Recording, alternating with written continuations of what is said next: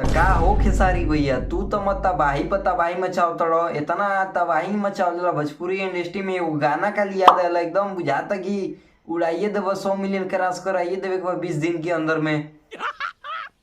मस्त जोक मारा रे, ये हंस रे हलकट हंस।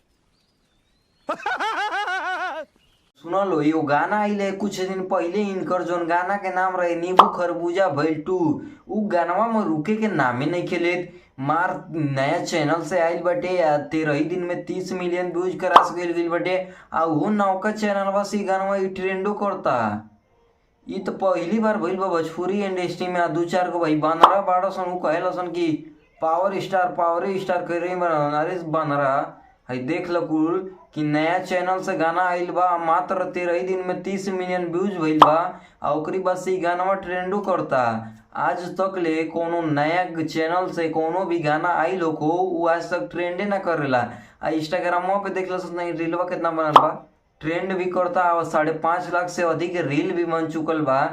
ये बड़ी अच्छी बात कही है। और तो और ये गाना रिकॉर्ड पर रिकॉर्ड बनाता। जैसन कि आपके बता दे कि 0 सब्सक्राइबर से चैनल से आइले, जौन चैनल के नाम बा वेस्ट भोजपुरी। उस चैनलवा पे हमरा लगा था कि 3 लाख सब्सक्राइबर होके जाता रकुल। अब 0 सब्सक्राइबर से आइल बटे या 3 लाख सब्सक्राइबर होके जाता। और ये गाना मात्र 13 ही दिन में 30 मिलियन व्यूज।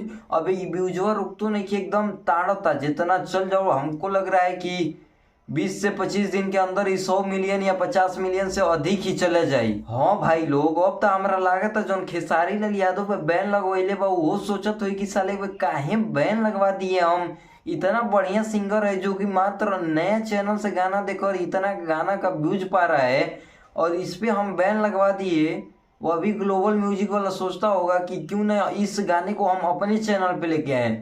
बल्कि उसी के चैनल है, रिलेटेड कोई होगा किसी का, लेकिन उसी के चैनल है, लेकिन वो अपने चैनल पे लेकर आया रहता तो इससे ज्यादा व्यूज आता और उसके सब्सक्राइबर भी बढ़ते। लेकिन वो नहीं लेकर आया, कुछ प्रॉब्लम होगा। लेकिन खेसारी भैया का जो भी गाना आई है वो चैनल पे मात्र 2 वीडियो बा जो कि खेसारी भैया का। और बहुत लोग कमेंट करते रहे कि गाना न्यू ईयर के कब आई। देख सकते हैं कुछ रील वायरल हुआ है और कुछ पोस्टर वायरल हुआ है जो कि शूटिंग समय का है। और बहुत ही जल्द खेसारी लाल यादव का आज या कल में न्यू पोस्टर रिलीज होगा, या न्यू ईयर का होगा, या कोई भोजपुरी गाना धमाकेदार होगा, जो भी होगा। लेकिन गाना 2-4 दिन के अंदर में उसका पोस्टर रिलीज कर दिया जाएगा और बहुत जल्द आप लोगों के पास वो गाना आएगा और धमाल मचाइएगा।